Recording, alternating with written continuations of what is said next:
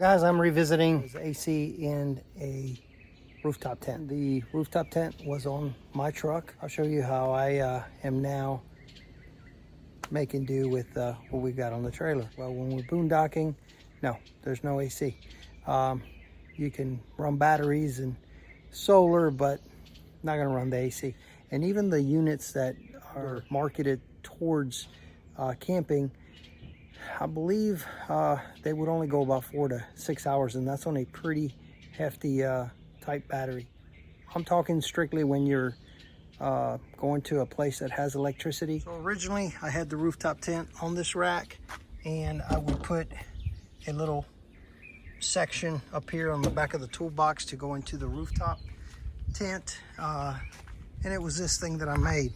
And again, you can see this from my previous video. It's just PVC pipe. Of course, I won't give any measurements because every truck, every system will be different, so you'll have to measure on your own. But basically I put it so that this side, the smaller side, would go into the rooftop tent. This would go on top of the toolbox, and the AC unit on top of that. And you could actually adjust it and tilt it with maybe some pillows or whatever needed adjusting with, so that the water runs out to the back and would run to the back onto the toolbox and off the truck. Now, I've got a toolbox on my trailer, but as you can see, the rooftop tent's much higher, and I thought I was gonna have to build another setup, but instead I'm using the tires. So I put the little rack that I've built between the two tires, and it actually goes right into the tent perfectly. Now, the only thing that I've never really perfected was covering the holes, covering all around. Now, I know the system works. It actually is very comfortable, and I've just recently purchased another unit. Anyway, we're not only gonna test this unit, but also modify this tarp to that AC, and then of course, set it up on the tent. So I started to cut a hole in the tarp and just make it a permanent tarp to this AC, so every time I put the AC.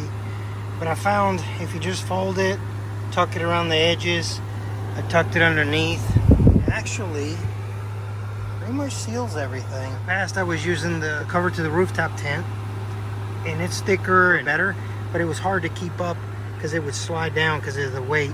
So this tarp seems to be doing the trick. I'll show you what I got outside. Here you can see where, first of all, you got the rain fly, and if some water did get on that, it would literally kind of come down and off of there. So it doesn't even look like it would leak inside. Got it clipped up there, and I got a clip right there, and same on the other side. These little clips seem to do the trick best. Could cut the tent to fit even better, but I find that if I have to change a unit or adjust something, not having a cut-in hole and just having to tuck around would work best. Yeah, there you go, guys. So from the truck and toolbox to the trailer, as long as you have power, you got AC. I used a thermometer to show you how it works. At first I wasn't gonna use it again because it's already on my video, but I figure, hey, we'll revisit again in case you don't want to go looking around at the other. So outside it's about 86 on most items, 87, 87. Let's go up to tent. The AC's been on, about 10 minutes. And let's see what the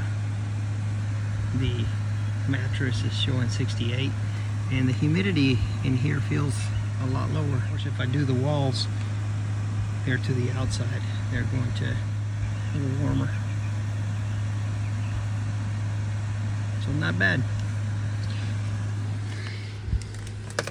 Be a good restful night on a hot, humid night.